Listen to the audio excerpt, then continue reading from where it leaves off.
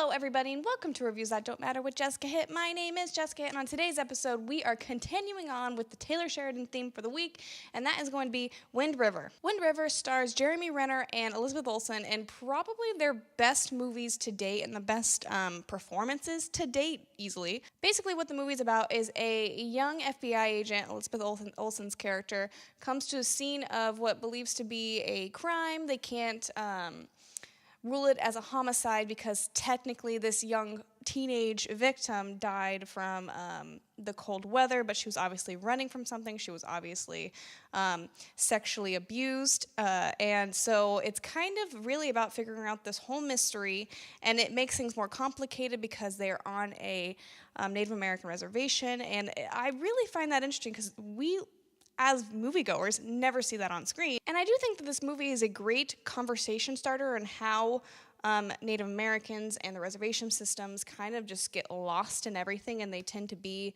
this race of people that people just forget about.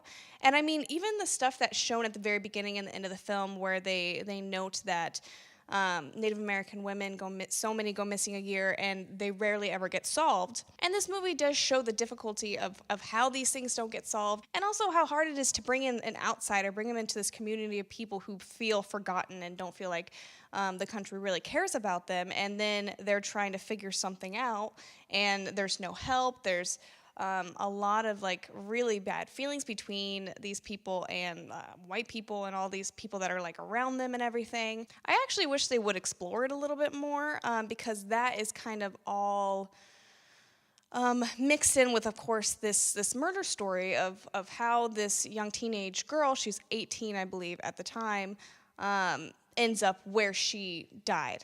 And so when Jeremy Renner's character finds this body, immediately calls it in. Of course, he is a tracker. He hunts predators down. I think he was looking for cougars at the time because they had been killing some farm animals. And so he was down in the reservation and doing that. He has an ex-wife that is Native American, and he has his son, and then he had a daughter who is dead now, and so there's kind of this like cloud over all of him and what he does. And what I like is too, we never find out what happened to Jeremy Renner's character's daughter, and you know, not even close. You would think in a movie like this that they would try to tie his daughter's death to what happened, and it's just a very loose thread of the fact that the young woman who died recently was the best friend to his daughter. And so there is an emotional attachment to this young girl and what happened, so it kind of really pushes forward this character in deciding to work with the FBI, who doesn't know, obviously, anything about the terrain or the politics within the reservation. And what this movie also does is bring in very interesting family dynamics in the family of the recently deceased girl, how she had kind of been gone for a while or for the night or whatever, and the parents didn't think it was weird that she was gone because she had a boyfriend, was staying with them, and you know, once she's 18, she makes her own decisions. The son is almost excommunicated from them. He has chosen a different life where he gets into drugs and hangs out with the wrong people, and they continually go to jail, stuff like that. And so they kind of have that moment where they find the brother, and it's this great scene of them getting pepper sprayed by this guy, and then they're going in and doing a shootout, and then they find him. And then when the son, the brother of the girl who was killed, when he finds out, this really emotional moment from a sister that he doesn't even really know anymore. And then, of course, it leads us to this boyfriend that we've kind of heard about, but we haven't been able to find. And I'm not going to do any spoilers for this, so don't worry, I'm not going to really say much more on it. But it leads to this really interesting place in like the shootout that you never thought would happen, and you were just like, okay, these guys are good guys, and they're not good guys, and it's just like really brutal. And it's an interesting storytelling effect of basically you're going through and you're not really knowing anything. You start the movie with the young girl running through the snow and freezing to death, basically. And then you go through the story, and then right before you would find out within this storyline, this timeline, it goes back and shows exactly what happened. And then you come back to present time, and then all hell breaks loose. And I love the way that they told that storyline, because or that story point, because it's so different than what you would see in most films. And even though there isn't real justice, you do feel a sense of justice in how Jeremy Renner's character handles everything, and the person or group of people who made this entire thing happen, how they are now responsible for it, and they're taken responsible for it, just not in the sense that you would deem as right, even though it feels right when you're watching it, and you're just like, God, that feels good to see that person do that. I will say is the movie felt short. I felt like there could have been another 20 minutes of something, which is good in the sense that, it flew by and I wasn't thinking this was too long, but also I just felt like it was missing just one little thing, and I don't know where it was in there that I needed more, or if maybe I wish there was a little bit more of a plot twist somewhere, but I still really enjoyed it. I think this is the second best of Taylor Sheridan's work. It's also his directorial debut, and I think he did a great job.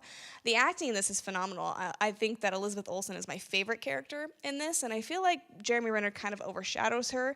Most people go directly to him, but I think she does a fantastic job in a movie where this is the first time I really see her as someone who could do really great work.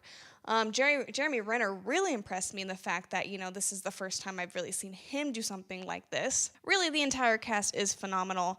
And then, of course, you have pop-up Jon Bernthal. I love Jon Bernthal. Jon Bernthal has a very small part in this movie, and I would love to see a Taylor Sheridan movie with Jon Bernthal front and center. That's what I want to see. And you know what I like? I really enjoy when directors or writers recast actors over and over, because first of all, you get the sense that they like working together and that they're either professional enough or likable enough or good enough at their job to be recast.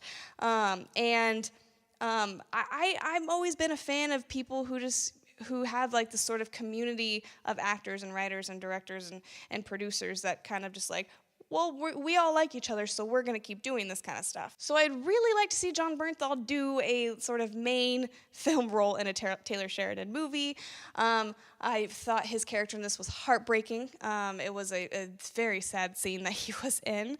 He's either just like a terrible like douchebag type person, or he's just a guy who just always bad luck guy. That's what he is. But once again, he's incredibly sexy in this role, and I just can't get over Jon Bernthal at all. Oh. What I will say is I do think that Wind River is something that I'd like to see a sequel to, kind of the sense that we're getting a Sicario 2 at Soldado coming somewhere in the summer, I believe it is.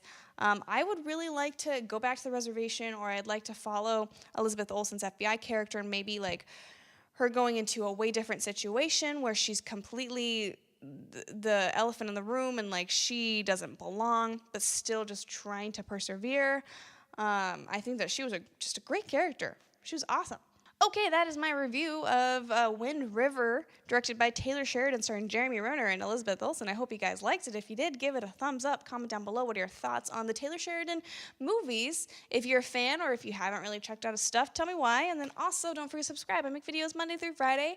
You'll be getting, of course, Hell or High Water this week, the Gifted finale this week, and a couple other stuff. So I hope you guys are enjoying, and I will see you guys tomorrow. Bye.